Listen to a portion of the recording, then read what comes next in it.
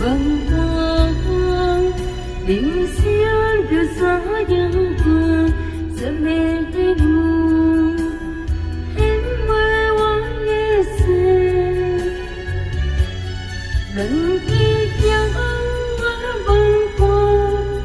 tình xiên từ xa những phương giờ mê buồn giờ sẽ mơ để siêu đêm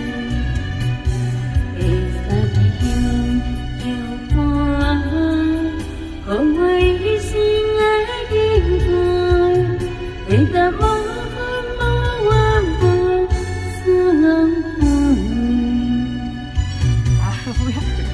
hả biết à